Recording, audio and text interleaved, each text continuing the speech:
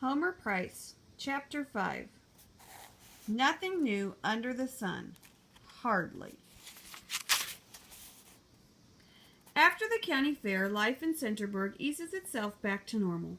Homer and the rest of the children concentrate on arithmetic and basketball, and the grown-ups tend to business and running the town in a peaceful, democratic way.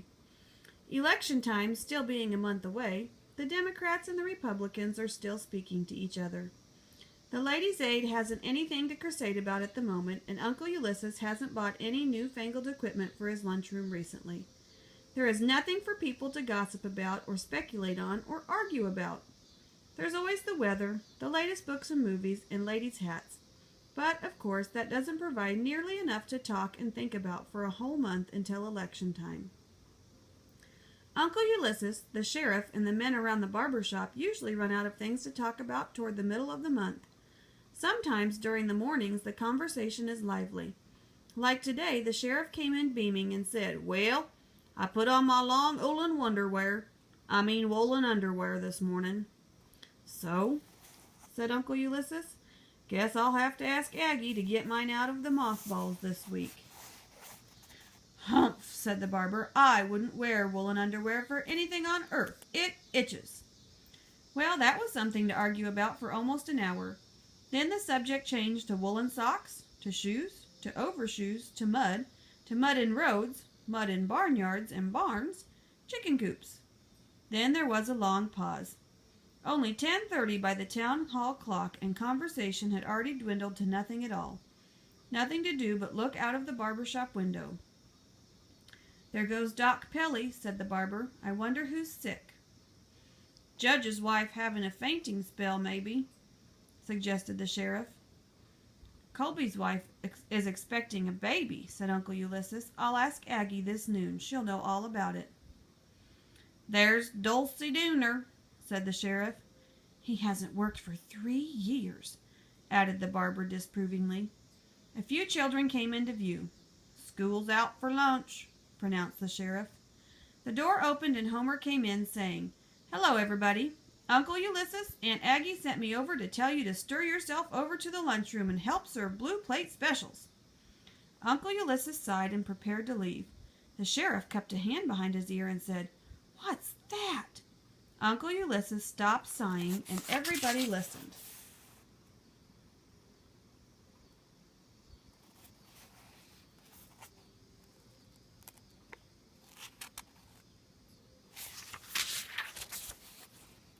The noise, it was sort of a rattle, grew louder, and then suddenly an old car swung into the town square.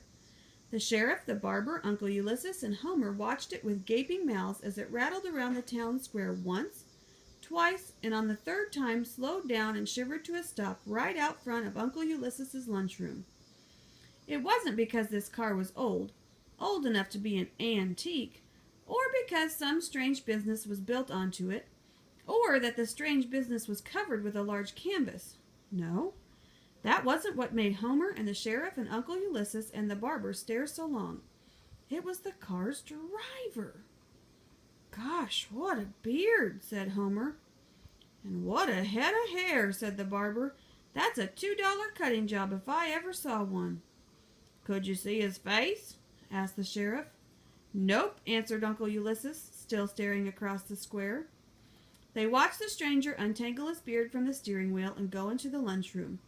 Uncle Ulysses promptly dashed for the door, saying, "See you later." "Wait for me," the sheriff called. "I'm sort of hungry." Homer followed, and the barber shouted, "Don't forget to come back and tell me the news." "Okay, and if I bring you a new customer, I get a commission." The stranger was sitting at the far end of the lunch counter, looking very shy and embarrassed.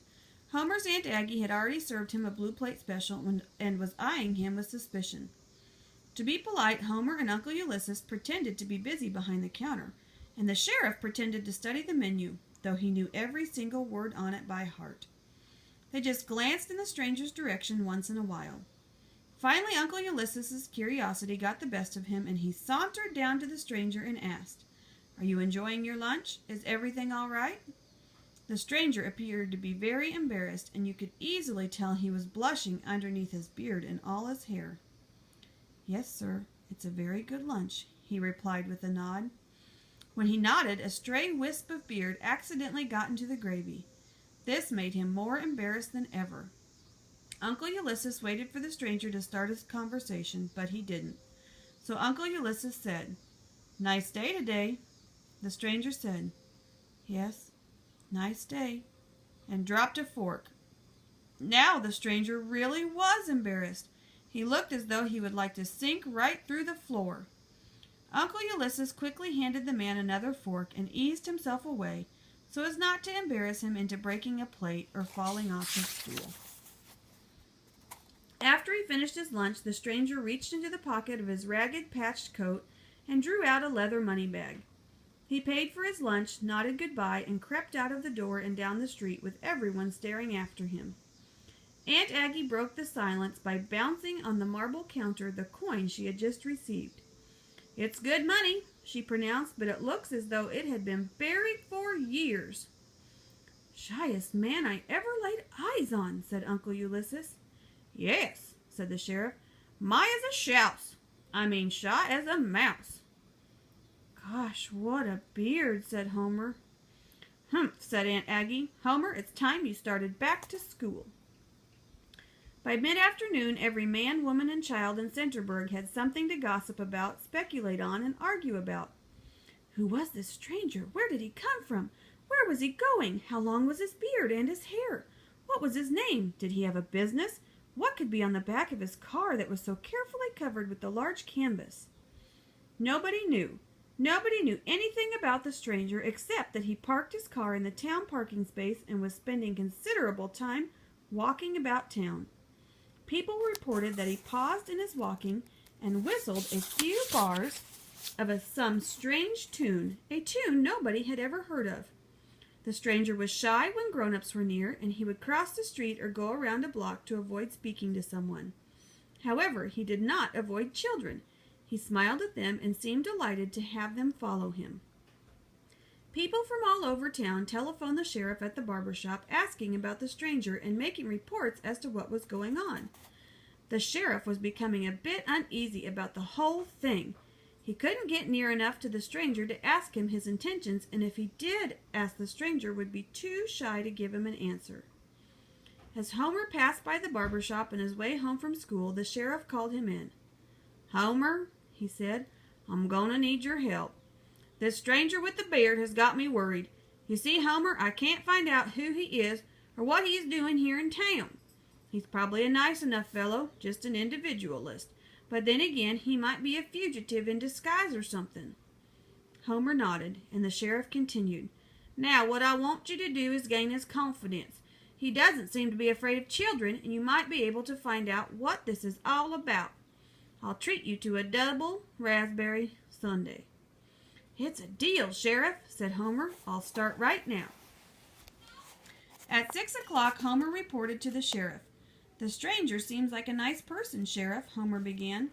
"I walked down Market Street with him. He wouldn't tell me who he is or what he's doing, but he did say he'd been away from people for a great many years. He asked me to recommend a place for him to stay, and I said the Strand Hotel, so that's where he went just now when I left him. I'll have to run home to dinner now, Sheriff, but I'll find out some more tomorrow. Don't forget about that raspberry sundae," said Homer. "I won't," replied the sheriff. "And Homer, don't forget to keep me posted on this fella." After Homer had gone, the sheriff turned to the barber and said, "Gol darn it, we don't know one blessed thing about this fellow except that he's shy and he's been away from people for quite a spell. For all we know, he might be a fugitive or a lunatic or maybe one of those amnesia cases." "If he didn't have so much hair, I could tell in a second what kind of fella he is," complained the sheriff.